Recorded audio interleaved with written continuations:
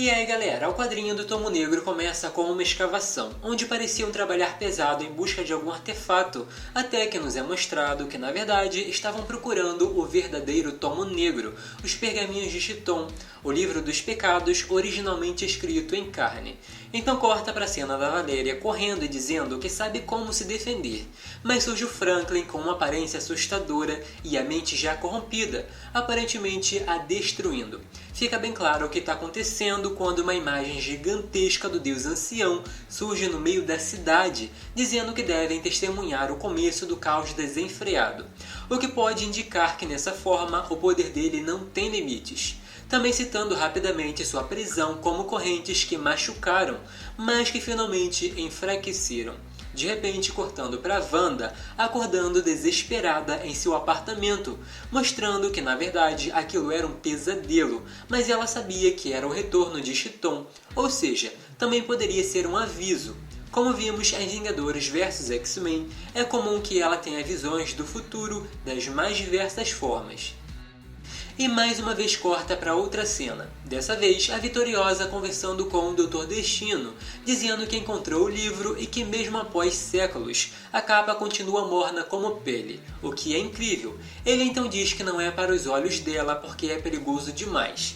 Tempos atrás, o deus arrancou a carne de um irmão para registrar seus feitiços, e por isso foi banido para o extra-reino, e os deuses encheram o livro com defesas. As páginas foram copiadas em pedras e depois para pergaminhos, se tornando o que conhecemos hoje.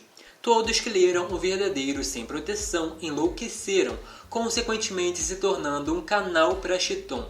De repente, a Vitoriosa olhou para trás e disse que essa escavação era uma propriedade lativeriana, mas a feiticeira Escarlate respondeu que é a única com o direito e ouviu o chamado do livro. Então o seguiu, que só ela mesma pode controlar o verdadeiro Tomo Negro. No primeiro momento, a Vitoriosa pensou que estivesse relacionado ao relacionamento da Wanda e Victor no passado, como se fosse uma situação relacionada ao ressentimento. Foi aí que as duas começaram a lutar, e a Wanda disse que força bruta nunca foi páreo para a experiência. Com uma rajada de energia, derrotou a oponente, logo pegando o artefato. Destino chegou e os dois feiticeiros se encararam, conversando sobre os acontecimentos do passado, os perigos envolvidos no presente, e ele mesmo admitiu que está ciente de tudo. Inclusive chegaram a mencionar quando Destino roubou a força vital, mas não sabia controlar o poder, ou seja, dessa vez não seria diferente. A magia do caos é tão poderosa que provavelmente ele ia se dar mal mais uma vez se levasse adiante. Porém, Destino disse que usou um robô para ler e com isso não ter sua mente corrompida, além do fato de que também ter tido avisos sobre o futuro. Em meio a essa conversa, chegaram à conclusão de que tinham que trabalhar juntos para resolver o problema. Então caminharam e ele mostrou a tecnologia usada por um antigo grupo de humanos que eram muito avançados. Eles eram donos de uma máquina que não escavava apenas o solo, mas também dimensões. E com essa tecnologia foi muito mais fácil encontrar o Tomo. Focando nas páginas, ele comentou sobre os defensores do Tomo Negro, 5 guerreiros que uma vez baniram o deus ancião de volta para sua dimensão.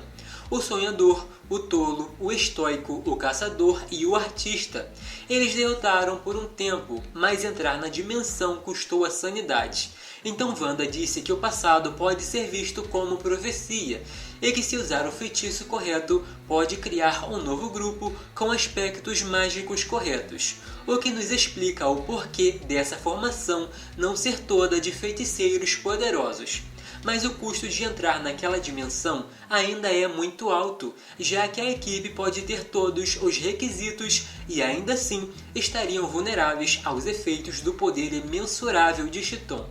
Dr. Destino disse que não precisava de nada disso, porque ia sozinho derrotar um dos deuses mais poderosos da existência. Aí eu lembrei de quando a Morgana Le Fay, que é super poderosa e viveu muito mais tempo, consequentemente sendo muito mais experiente, não conseguiu lidar com Chthon com apenas uma fração do poder. A Feiticeira Escarlate, já imaginando que não ia dar certo, decidiu recriar a equipe com o Homem de Ferro como sonhador, Blade como caçador, Vespa como artista, Raio Negro como estoico e Homem-Aranha como tolo. Cada um foi teleportado de onde estava sem nem saber o porquê, mas ela explicou tudo e quase todos aceitaram a missão. Raio Negro ficou com receio porque seu povo começou finalmente a prosperar e trabalhou muito para continuar crescendo em segurança. Uma cena bem legal porque usou linguagem de sinais, mas foi convencido a batalhar quando Victor chegou com a armadura quase toda destruída e reforçou que se eles não se unissem, a Terra não seria o único alvo. Chitton com certeza vai querer dominar tudo, ou seja, o perigo não vai parar por ali. O que irritou a Feiticeira Escarlate é que mesmo que Destino tenha voltado só o pó, foi incrível que tenha saído da dimensão, e eles precisavam saber o que aconteceu, mas o Victor só contou o básico e não deu nenhuma informação importante.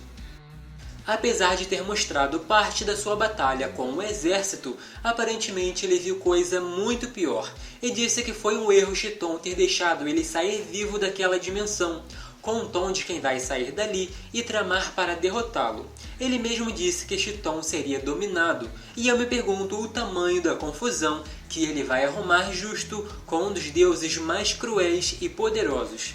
Por fim, o Homem-Aranha chegou a comentar que o Carnificina foi um dos piores inimigos que já enfrentou na vida, e ele quase se tornou uma marionete nas mãos desse deus.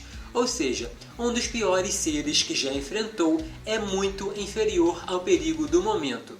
Então decidiram ler o que era permitido, lembrando, só o bastante para ficar com um toque de loucura, e cada um leu uma parte.